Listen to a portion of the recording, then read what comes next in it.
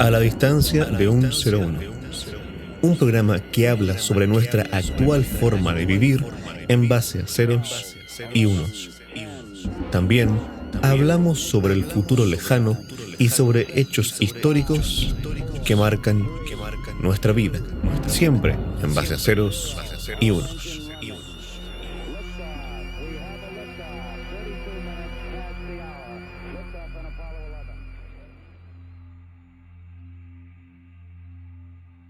Google es una empresa fundada por allá por los años 90, como tantas, en un garaje y con medios sumamente limitados. Hoy, más de 20 años después, nos encontramos con un sistema de búsqueda de información que controla prácticamente todo el planeta. Hoy hablamos de uno de los motores de búsqueda más utilizados en tu quehacer diario. Como siempre, junto a mi amigo Diego. ¿Cómo estás, Diego? Hola, ¿qué tal, Alex? Muy bien, muy contento de conversar. Este episodio ha costado un poco grabarlo, hemos tenido algunos percances, pero ya estamos aquí listos para conversar sobre Google. Vamos a dividir este episodio como conversábamos, o sea, esta temática en dos episodios, incluso quizás más si es que la información da para más. Y hoy nos vamos a concentrar en la importancia de Google para Internet. Exacto. ¿Quieres iniciar con algunos datos generales? Claro, bueno, iniciar que es una empresa fundada por Larry Page y Sergey Brin. Y fue un proyecto que inició como algo de la universidad, ¿no? Y una de las frases que destacan y siempre aparecen en todos los documentales o reportajes al respecto es que ellos querían descargarse el Internet, entendiendo que en esa época el Internet era muy reducido a lo que es ahora, y poder hacer una especie de catálogo, un índice de todo lo que había en Internet para poder así generar esta base de datos que nos permitiera realizar las búsquedas que hoy tan fácil hacemos. También entendamos que cuando comenzó todo esto no existía ni el aprendizaje de máquina ni la inteligencia artificial que están hoy detrás de todo eso. Además, tampoco existía un registro de la información de los usuarios porque ni siquiera había usuarios. Entonces, en esa época, cuando todo comenzó en el 97, todo se basaba simplemente en este gran índice con toda la información de Internet. Como dato curioso, contar que el nombre de Google viene del término matemático Google en realidad, que se refiere al número 10 elevado a la potencia de 100, que era el objetivo de organizar la enorme cantidad de información de Internet, de la página web. Así, en el año siguiente, el 4 de septiembre de 1998, se funda finalmente Google Inc., Google Incorporated. Y el motor de búsqueda ya conocido se estrena el año siguiente, el mismo año, en septiembre. Y eso, así se dio un gran cambio en lo que es Internet. Claro, estaba revisando por ahí que en un principio había un buscador que se llamaba Altavista. ¿Lo recuerdas tú? Algo, borrosamente. Yo lo recuerdo bastante bien. A mí, bueno, yo he comentado en varios episodios que hemos hecho ya que para mí hubo una época en los años 90 y en los primeros años 2000 en que podríamos decir que Internet era campo y que ahora ya Internet son ciudades, ¿no? Donde está todo edificado y está todo ya normado. A mí me parece que Google, el antes y después de Google es fundamental para entender este proceso. Antes de Google, de hecho podríamos decir que antes de Google Internet era campo y después de Google Internet empezó a tener ya sus normas claras. Y normas en todo sentido, porque todo está controlado por Google, todo está controlado también por Amazon, Microsoft, Apple. Bueno, Apple no está tan metido en Internet. Apple está metido en los dispositivos que usamos, los que usamos dispositivos de Apple. Pero así como Internet no. Los que controlan Internet son Google, Microsoft y principalmente Amazon. Entonces, entre estas empresas han podido, para bien y para mal, en ambos casos, porque hay cosas muy buenas de cómo se ha ordenado el Internet y hay cosas muy malas en el sentido de que esa libertad de información ya no es tal cuando toda la información que circula está siendo registrada y está este Big Data que también tiene cosas muy buenas de seguridad y también tiene cosas muy malas de que nos perjudica al no tener privacidad. Pero eso lo vamos a dejar para otro episodio. Y también recuerdo una cosa como para hacer énfasis en este antes y después, que Alta Vista, por ejemplo, tenía un índice mucho más abierto y sin discriminar la información que te entregaba. Yo recuerdo, yo era adolescente, entonces te voy a contar un hecho anecdótico, pero yo recuerdo que, o sea, en Alta Vista, por ejemplo, era muy sencillo buscar pornografía. Ya. En cambio en Google, una vez que nace Google ya era imposible, nadie se le ocurriría meterse a Google a buscar pornografía. Entonces eso también dicta las bases de lo que era antes y después Internet, que Google ya hacen todo lo que ellos ya filtran o curan de alguna manera el contenido. En cambio en Altavista estamos hablando de una época en la que Internet era mucho más libre y cualquiera podía buscar cualquier cosa. Ahora para buscar cosas más complicadas tienes que irte a otros lados. Claro, y lo otro, tomarte el tiempo de usar cierta terminología, algunos trucos. Igual así aparece la información. Claro, también, por ejemplo, cosa que yo estoy absolutamente en contra, pero a la gente que hace piratería de software, por ejemplo, y que buscan, no sé, plugins o software de cualquier tipo, de edición de video, de audio, de manera craqueada, también no es Google el lugar más indicado para ir a buscar. Hay otros buscadores que son específicamente para eso, porque Google, justamente como es el lado de lo legal, no te va a mostrar, no va a indexar esos contenidos. Lo otro, que cuando recién comenzó Google, como dato biográfico, no había mucho capital, como la mayoría de las empresas que han comenzado en el Valle de Silicón o lugares cercanos. Y dice, entre las cosas que investigué, que no contaban con dinero para comprar servidores de la potencia que se requería. Entonces lo que hicieron fue comprar discos duros sueltos y armarlos en gabinetes de plástico en forma casi artesanal. Hoy en día conversaba con un informático y me decía que la cantidad de información que maneja Google es no sé cómo se podría clasificar en cuanto a información, en cuanto a números. Es una cantidad que ningún ordenador del planeta, me decía, podría manejar. Entonces ahí yo creo que lo hablaríamos en otro capítulo, de que Google está utilizando algo que se llaman computadores cuánticos para poder manejar toda esta información. Claro, y además todos ellos utilizan lo que son las granjas de ordenadores. Claro, justamente. O sea, las granjas de servidores, perdón, que son como una especie de container que contienen, valga la redundancia, los servidores, y estos servidores están enlazados para trabajar en conjunto. Esto se utiliza en general en todas las grandes empresas de tecnología, ¿ya? Incluso para Netflix, ya, lo que sea, trabaja de esta manera. E incluso se ponen en distintas partes del mundo con el fin de poder llegar a lugares del mundo terminado. A ver, me explico. Por ejemplo, cuando nosotros hacemos una búsqueda en Google, no estamos apuntando al servidor de Google que tenga en Estados Unidos, sino que hay servidores de Google que están más cerca de nosotros, porque si no, la verdad es que todo el sistema no sería lo rápido que es. Entonces ellos han tenido que replicar sus sistemas de servidores en distintas partes del mundo, y acá en Chile tenemos servidores de Google, como también tenemos servidores de Netflix, como también tenemos servidores de otras compañías de internet, como parece que Dropbox y otras más. Correcto. Y lo otro, que una parte importante de toda su red es submarina. Eso también podríamos dejarlo para próximos capítulos, de los famosos cables de Google. Otro detalle importante o quizá anecdótico, lo que te comentaba, que esta empresa partió en un garage, 6 años más o menos, salió de ese lugar y ya se transformó en una empresa con edificio, con oficina, un tiempo súper corto.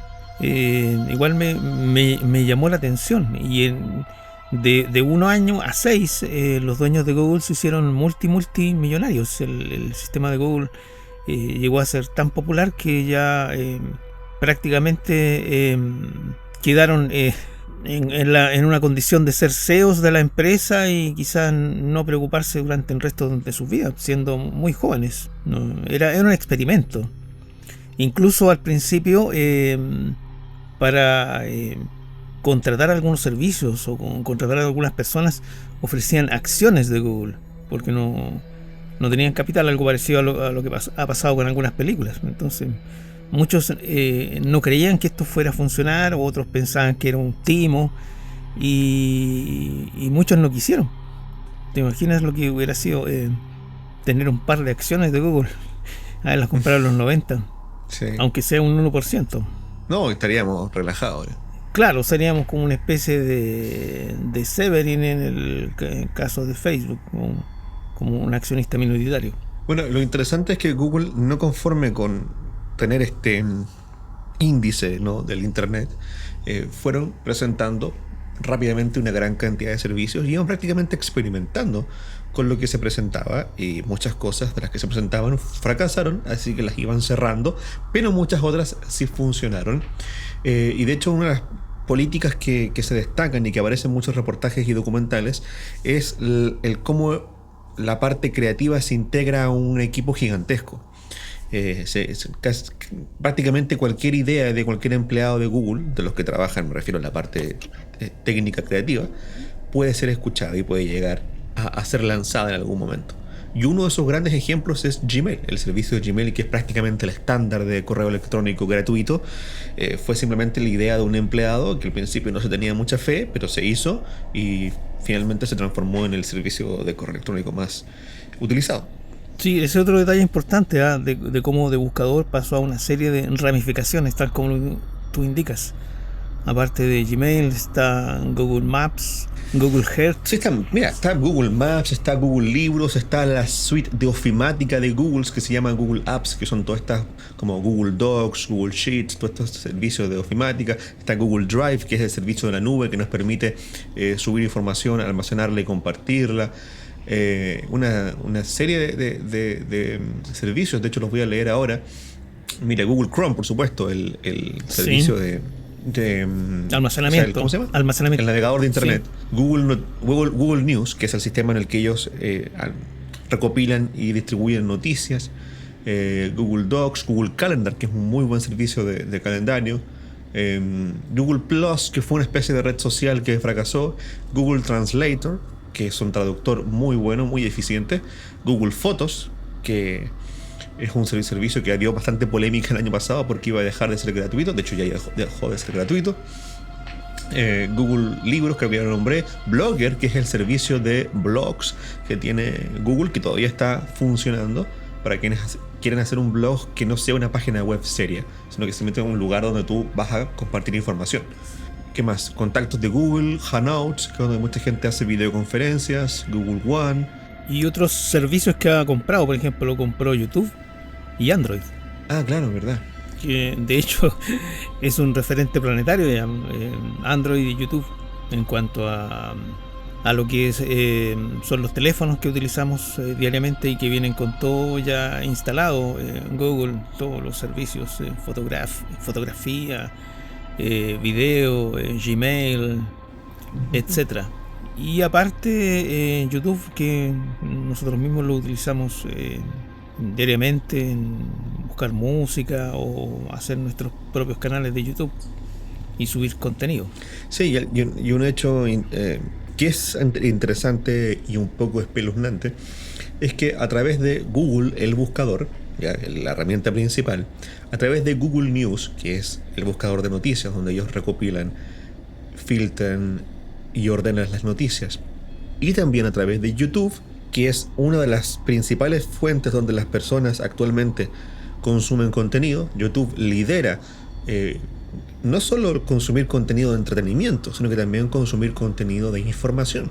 La gente actualmente ve noticias, ve documentales, se informa, ve youtubers que son divulgadores, es decir, que enseñan de alguna determinada temática, sea cual sea. Por lo tanto, siendo el mismo dueño quien nos provee de buscar información, quien nos provee de las noticias y quien nos provee de los videos, finalmente ahí está lo complejo, ahí está lo cuestionable, que su pensamiento político, económico, social, querámoslo o no, va a estar impreso en eso. Por lo tanto, ellos pueden, si quisieran, y me parece que si quieren, manejar completamente lo que nosotros vemos, lo que nosotros consumimos. Y con ese poder ellos pueden hacer que tú pienses de la manera en que ellos quieran que tú pienses, porque te están filtrando la información. Y eso, bueno, eso quiero que lo profundicemos en el próximo episodio, no en este, pero es algo que hay que tener en cuenta. Sí, ese ha sido un gran problema. Antiguamente tú buscabas un contenido y como lo hablamos hace pocos minutos, dabas con la respuesta. Por ejemplo, me recuerdo una película que se llama El escritor fantasma. En una, ¿cómo se podría decir? Reducción de su trama, se trata de un escritor que atendía a un político. Entonces descubre un homicidio y todo lo descubre a través de Google. Entonces con juegos de palabras comienza a descubrir toda la trama. Pero eso es algo muy, muy difícil de hacer hoy en día, de empezar. ¿Por qué? Porque te filtra, como tú dices, te filtra la información, te manda hacia otro lado o te entrega lo que Google quiere que tú encuentres, pero no una información específica. Claro, no, y en determinados casos eso se nota mucho. En el caso de YouTube, por ejemplo, cuando tú te pones a ver youtubers que hablan de política, que hacen debates sobre política de cualquier lado, tú te fijas como YouTube censura o simplemente apoya o difunde más una clase de videos y otros no. Claro, es eso ya, como tú dirías, es una estrategia casi política, donde uno, claro. No, absolutamente política, absolutamente política. Claro. Pero siguiendo hablando de lo bueno, creo yo, de todo el avance que ha hecho Google, quería reflexionar sobre una idea que es una cosa que dijo un experto en seguridad en un podcast hace un tiempo. Es que cuando un servicio es gratis, es bueno desconfiar, porque si el servicio es gratis es porque el servicio no es el producto, sino que tú eres el producto. Tú eres el producto que ese servicio quiere vender a otro, tu información. Y ese es el problema. Eso es algo que hay que tener en cuenta con Google, con YouTube, con muchas cosas. En el caso de Google, absolutamente todo su fuente de servicio es gratuita y nosotros somos el producto. Ese es el problema. Dejando eso en claro, sus productos suelen ser muy buenos y han hecho que tú con una cuenta de Gmail gratis puedas iniciar un sistema de productividad digital, si eres, por ejemplo, estudiante o si eres una persona que está recién comenzando la vida laboral, sin pagar nada más que tu cuenta de internet a tu empresa telefónica, puedas tener un sistema de almacenamiento en la nube, puedas tener un sistema de correo electrónico, un excelente buscador, bueno, el mejor que hay, puedas tener todo lo que necesites, un sistema de Office, por ejemplo, no requieres comprar el Office, porque si necesitas abrir un documento o hacer un Excel, ya puedes hacerlo desde la propia suite ofimática de Google, y así con todo lo demás. Claro, una de las cosas buenas para mí, ya que vamos a hablar de las cosas buenas, fue el aumento de capacidad de YouTube, por lo menos para lo que es música, porque antiguamente era muy difícil subir videos y música en alta calidad, años 90 más o menos. Claro. Y hoy en día es algo completamente posible y sencillo de subir. Además, cuenta YouTube con un sistema de distribución de música. Claro, aparte de eso. Eso ha sido sumamente... Y lo otro, también la extensión de los temas. Por ejemplo, antes tenías una limitación hasta como 15 minutos, me parece. Ahora ya prácticamente no hay límite, pueden ser 2-3 horas sin problema. Y eso obviamente es por capacidad de las máquinas y evolución de los discos duros, y me imagino de sus granjas de computadores, donde tienen todo ese arsenal de máquinas, me imagino, de última generación. Las personas que trabajan en Google tienen como un trabajo ideal, entre paréntesis, donde pueden... los que trabajan en Google para el área creativa, claro, digamos, claro, donde pueden interactuar con su familia, cumplir metas, almorzar bien, tener un espacio agradable para poder trabajar, donde el cerebro pueda funcionar adecuadamente para conseguir proyectos interesantes.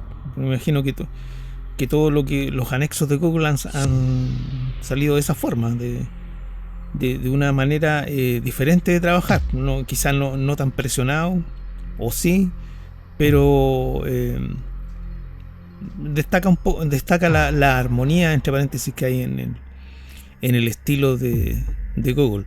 Andan en bicicleta también, todas esas facilidades que tienen dentro del mundo Google. Estuve viendo un documental bien interesante sobre eso, de cómo es trabajar, cómo postular.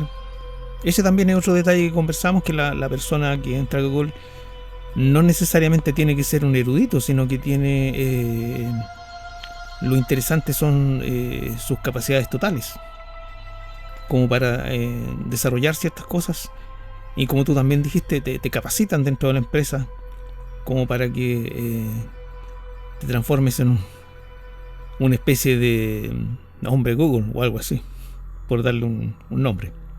Mira, una cosa que al revisar los apuntes que hice durante estos días, una cosa que me llamó la atención y la escribí acá en mis notas, es que muchos de los servicios como Gmail o el propio buscador de Google, la verdad es que no están hace tanto tiempo, y me da la sensación de que han estado toda la vida con nosotros.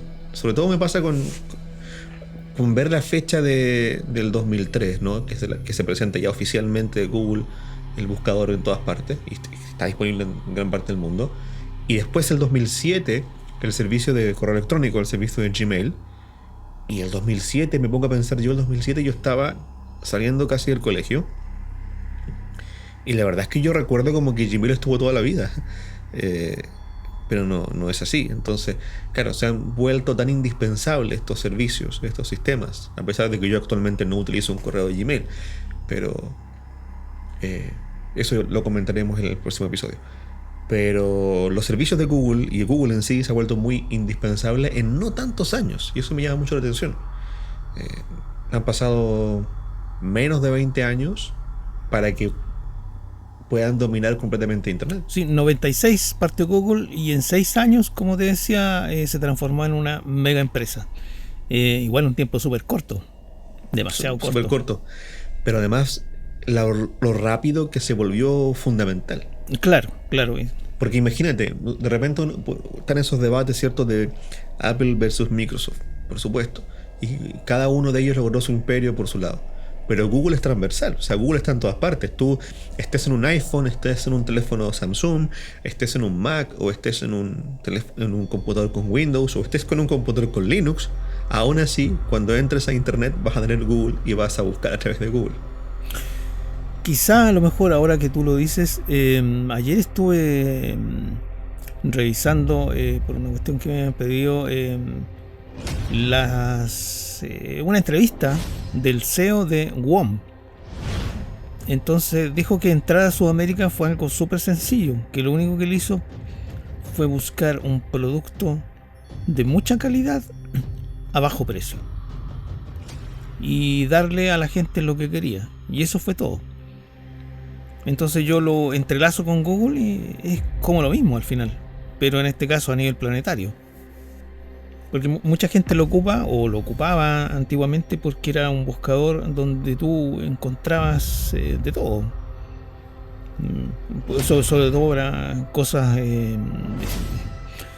materias escolares, no sé, quizá información interesante, o como tú decías, noticias. Siempre encontrabas antiguamente la respuesta a todo. Por eso algunos ¿Y ahora no? No tanto, como lo comentamos, es más filtrada la información. Por eso antes algunos le llamaban San Google. Claro, pero es que actualmente es filtrado, pero en temas delicados políticos, pero lo demás no. Sí, no, pero yo diría que igual, claro, lo que yo más busco es política y cosas como extrañas. Eso es cierto. En eso claramente se filtra. Sobre todo te puedes fijar cuando hay elecciones muy tensas. Ya, por ejemplo, cuando fue la elección en Estados Unidos de Donald Trump versus Joe Biden. Ahí estuvo tenso y ahí se pudo ver la censura de parte de muchas redes sociales. Pero eso podríamos también verlo en un episodio específicamente viendo cómo Internet atendió el fenómeno de Trump. Eso podría ser un episodio futuro. Claro, ahí nos daba un mega capítulo, como eso sí que fue interesante. Sí. Claro, ese es lo otro, lo que comentábamos, por las cosas más oscuras que conversaremos en el próximo capítulo. Sobre la... Sí, podría llamarse algo así como el lado oscuro de Google, aunque me parece que debe haber un documental con ese nombre. Sí, hay uno. Sí, entonces busquemos otro nombre. Claro, el lado oculto. Lo otro que podría destacar... Es que eso es lo interesante, Alex, perdona que te interrumpa, pero es que no es oculto. Está allí cada vez que aceptamos las políticas de privacidad. El punto es que nadie las lee, pero es que sí, yo invito a que la gente que escuche este episodio, por favor, se dé el trabajo de leer una tarde, un rato, mientras están en el baño, no sé, leer las políticas de privacidad de Google. Y son horrendas. O sea, ahí se describe exactamente cómo van a utilizar nuestra información. Y está ahí. Es sumamente abierto eso. Ese es un problema de que hoy en día cuando tú entregas, yo creo que es la idea también, cuando tú entregas un texto largo, nadie lo quiere leer, ya sea de política de privacidad o un texto literario o información. De hecho, yo he enviado textos largos y me dicen, oye, qué largo. Entonces, claro, lo más práctico, dicen, yo quiero ocupar Google, le doy ok, y en parte por eso tampoco se lee. Porque por una cuestión de aceleramiento quizás social, ya no leemos, solamente abreviamos. Sí, yo me acuerdo cuando era chico y ocupaba el computador de mi padre porque no tenía computador y siempre tenía que meterme no sé, estoy hablando cuando tenía 10, 11 años, esa época en la que todavía internet era campo, estoy hablando por ahí por el año 2001, 2002, y yo me ponía a crearme cuentas en cosas. No sé si te ha pasado, pero nosotros tenemos más cuentas de las que podemos recordar. Yo tengo cuenta en quizás qué cosas que ya ni siquiera existen, ¿no? Servicios de internet que antes existían. Entonces yo me acuerdo que yo me metí a hacerme cuenta en cosas y como era chico y además no era mi computador, de repente me entraba como un susto de que me fueran a cobrar algo o alguna cosa. Entonces me daba el trabajo en esa época, cuando tenía 11, 12 años, de leer todas los términos para ver que no vaya a aparecer algo extraño ya, que correcto. Después mi papá me vaya a retar. Sí. Lo que te iba a comentar era que dentro de las cosas positivas de Google también podía destacar el mapa de la Luna y el mapa de Marte, que igual no dejan de ser interesantes. Yo no lo he visto nunca. Yo lo he visto poco, pero sé de su existencia. En algunos programas de conspiración lo he visto. Pero son como destacables. Más el Google Maps, que igual es un sistema que muchas veces transgrede tu privacidad, pero igual para ciertas cosas es práctico. De repente te sirve como para ubicarte en algún lugar. No, sirve absolutamente. Además, bueno, el tema de la privacidad de Google Maps no es tan cuestionable porque al menos cuando aparece una persona aparece censurada, no aparecen las caras. Ahí lo más peligroso en realidad creo yo que es la información que las propias personas comparten voluntariamente a través de las redes sociales, sobre todo a través de Facebook e Instagram. Si tú todo el día estás mostrando en Instagram a través de historias y estas cosas que se han vuelto de moda, bueno, parezco viejo al decir estas cosas que se han vuelto de moda, y estás mostrando tu vida, y estás mostrando tu casa, y mucha gente te puede ver y decir, mira, esta persona vive así, hace eso, puede estudiar tu rutina, y ahí sí que se vuelve fácil hacerte un asalto o algo así. Conclusiones, yo creo que definitivamente yo creo absolutamente en la frase que he repetido durante este episodio. Yo creo que hay un antes y un después de Google, que Google empezó a sentar las bases de lo que es un internet ordenado, buscadores que completamente útiles, donde creo yo que antes de Google, del buscador, de que se presentara ya en principios de los años 2000, Google todavía era un sitio para nerds, ¿no? Para ñoños, para geeks, como se les llama también, para personas que están dentro del mundo de la tecnología, para científicos, para académicos. Y después, ya gracias a Google, Internet se volvió fácil y se volvió para todo el mundo. Cualquier persona puede usar Google y buscar información, cualquier persona puede tener una cuenta de Gmail y tener un sistema de correo electrónico, lo mismo con la nube. Por ejemplo, como yo también hago un trabajo de asesor de productividad, de tecnología, cuando tengo que asesorar a personas mayores para que generen un sistema informático donde tengan información ordenada, lo que siempre hago es ayudarlos a crearse una cuenta en Google y a ordenar su información de esa manera, porque es lo más sencillo. Con una sola cuenta, una contraseña, un nombre de usuario, tú puedes acceder a todo un sistema que de otra manera no sería posible. De todas formas, Google le dio orden y ayudó a que Internet se convirtiera útil no solo para los ñoños, no solo para los nerds, no solo para los aficionados a la tecnología y para la gente que trabaja en la tecnología. Obviamente no fue solo Google, fue también una gran cantidad de empresas que estuvieron trabajando en eso, la propia Microsoft, por supuesto, haciendo que cada versión de Windows fuese más asequible en cuanto a la interfaz de usuario y en cuanto a las herramientas. Por supuesto, Apple siempre ha apostado por eso, porque los elementos electrónicos, los dispositivos estén al alcance de todos en cuanto a su uso, no en cuanto a su precio. Y así creo que la propia Amazon, por supuesto, y una gran cantidad de grandes empresas del Internet han ayudado, han colaborado, han sido fundamentales, creo yo, en este proceso de que Internet se haya transformado en nuestra herramienta fundamental dentro de la educación, dentro del trabajo, dentro de la información, dentro de la comunicación. Finalmente, hoy en día es Internet nuestra principal forma de comunicarnos, a través de la mensajería, a través del correo electrónico, a través de las videollamadas, a través de las noticias, a través de incluso la televisión. O sea, las pocas veces que la gente ve televisión, aún así es Internet, es televisión digital, por lo tanto va por Internet. Actualmente, cuando alguien ve HBO, por ejemplo, y lo está viendo en directo, entre comillas, no es satelital, sino que es por Internet, es digital. No como antes, que era por un cable, aparte, análogo. Por lo tanto, absolutamente Internet es nuestro principal fuente de información y de comunicación, y Google ha sido parte de ese proceso en el cual Internet se transforme en lo que es hoy en día. Otro detalle a propósito de lo que dices de televisión a través de Google, eso sí lo tengo, el sistema Chromecast. No sé si lo conoces. Sí, lo ubico, pero no lo he usado. Sí, es bastante práctico que eso. ¿Qué tal? Sí, bien. O sea, a mí por lo menos me funciona, porque yo hago... bueno, en la pandemia empecé con una serie de cursos de todo, desde prestidigitador, cursos de audio, de psicología, de todo lo que se... Eso de ¿cómo es? Prestidigitador, mago. Sí, no sé lo que es, pero me cuesta la palabra. ¿Ya? Me interesaría verlo, a ver cuando se acabe todo esto y nos vamos a juntar, a ver que... Ya, claro. Que me hagas una demostración. Y lo práctico, claro, es que es un disco, o sea, tiene forma de disco, lo conectas al televisor y se maneja por el teléfono. Entonces ahí tú vas buscando los videos específicamente en YouTube, que es la red que maneja Google, y eso, tiene buena calidad, buena imagen, buen sonido. Y práctico. También puedes bajar otras aplicaciones, ¿no? Como Netflix y todo eso. Claro, también. Está capacitado para eso, para las clásicas aplicaciones, Amazon Prime.